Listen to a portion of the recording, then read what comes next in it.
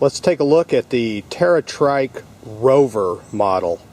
And this is a 2014. I bought it when they were selling 2013s, and the factory shipped them 14s, so that's a good thing for me. The big improvement over the 14 over the 13 is the Nexus hub, which is an 8-speed shifting on the fly. In other words, I can shift when there's a load, and that's a mighty good thing. The other major improvement, major change, is the lockout brakes that the 2013 didn't have, and it is super valuable. Well, let's check out some of the ways that I've tricked out my trike. In here, my little tool bag and tire reinflator, puncture filler. This is my water bottle. I typically ride 15 to 20 miles on a ride. I need a lot of hydration. This is a 1-gallon tank, and I have it just held on up here with a bungee cord coming around the beam, and then this holds it down to the forks. The hose comes out and comes all the way around to the cockpit.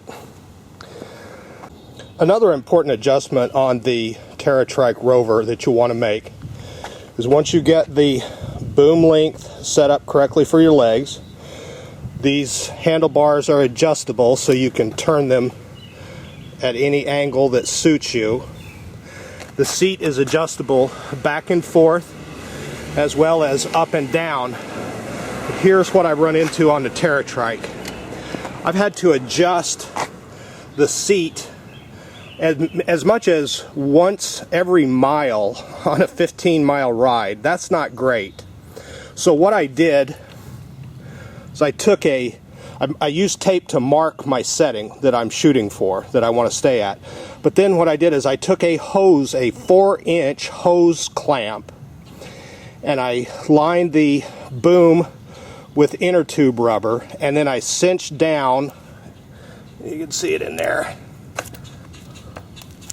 I cinched down the hose clamp, and that seat adjustment, even though it's cammed shut down here, is not going to move back behind that hose clamp. So I shouldn't have to adjust my seat very much on the ride. That's my plan. This is my first time to try it. Going forward, this is my bell, the warning to get out of my way. And if that doesn't work, I have a little air horn for them. Yep, that'll move them off the trail, all you soccer mommies and babysitters. Going forward, let's look at the control panel. I took off the water bottle rack and I put on this PVC post. As you can see, it just bolts right in. I used the black bar from the water bottle mount, and I shimmed it up. I cut a PVC T. You can see it better this way. I cut off a PVC T just at the right height where it would fit flush on the beam, and then I shimmed it with inner tube so that there's no wobble whatsoever in that. These are screw couplings, so I can take the boom off, the post off, if I want to transport the bike or something like that and it's too high. And this just makes it easy to stick a screwdriver in there, give it a twist, and off it comes. I put the water bottle mount back up front. I can use it for a water bottle, or in this case 2600 milliamp battery charger for my smartphone, which is mounted on the post facing me. So I can ride rather comfortably. Let me step into this. So I can ride rather comfortably and see my phone, slow down and tap it to give it additional instructions. Now, I've showed you just about everything except the main thing. The reason I got a trike is because I have bad shoulders and bad hands. Riding on a trail bike, leaning forward, my arms would go to sleep in 5 to 7 miles, and my hands would ache. So as you can see, the TerraTrike takes all the weight off of the shoulders, but the gear shift is a grip it and twist gear shift, and I decided that even wasn't exactly what I wanted, so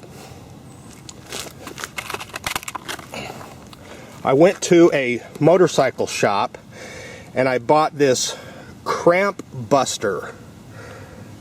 And what it does is it's just a flipper, a lever, and I can shift up and down throughout all 8 gears with no trouble whatsoever, and not having to grip with my hand.